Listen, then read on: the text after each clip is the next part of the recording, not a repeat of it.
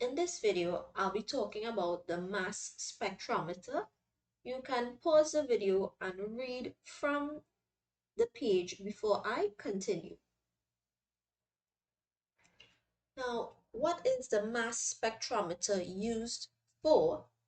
It is used to determine the relative atomic mass of an element. This is one of its uses. My discussion of the mass spectrometer will be limited to what you need to understand for Unit 1. We will look at the mass spectrometer in more detail in Unit 2. So this mass spectrometer is an electronic device. What it does is it gives a readout referred to as the mass spectrum. So this is one example of a mass spectrum here. That means the mass spectrum which we obtain really looks like a graph where on the x-axis we're going to see something called mz, which is referred to as the mass to charge ratio, and on the y-axis we will see relative abundance. Now, how does the mass spectrometer work to give us these values? We say that when a sample of an element is introduced into the mass spectrometer, it works by converting the atoms of the element into positive ions.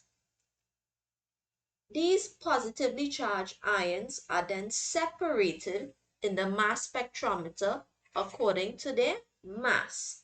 And that is why we refer to this readout as the mass spectrum. Now, this mass spectrum, which is the singular term, the plural being mass spectra, will show the relative abundance of all the isotopes of that particular element, and it will show the masses of each of these isotopes. On the x-axis, you're not going to see the term mass, you're going to see what is called mass to charge ratio. And very simply, it's just called mass to charge because this is how the mass spectrum reads off the positively charged ions formed in the mass spectrometer. It's read by their mass and their charge, which is 1 plus. So this really at the bottom here, which is called mass to charge ratio, for every line or peak, as it's technically referred to as, for every peak that you see in the mass spectrum, each peak must have a mass to charge ratio or MZ value. So I'm going to call this MZ value. And it must also correspond to a particular relative abundance. Let's break this down once more. We say that an element can consist of isotopes, where isotopes will have different mass numbers.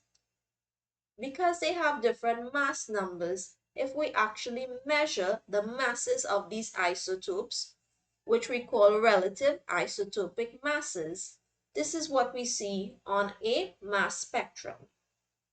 So I have here an example of a mass spectrum of magnesium. As stated here, we can use the data from the mass spectrum to calculate the relative atomic mass of an element.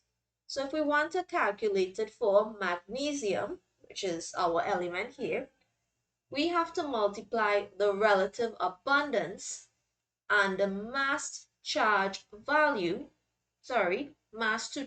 value for each isotope to calculate that relative atomic mass. So we're going to go, so this is 24 by 79%.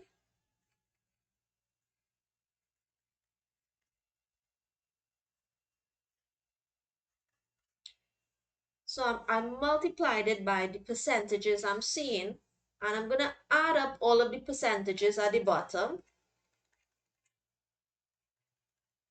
Right, so it actually works out to be 100% in this case, which it usually should.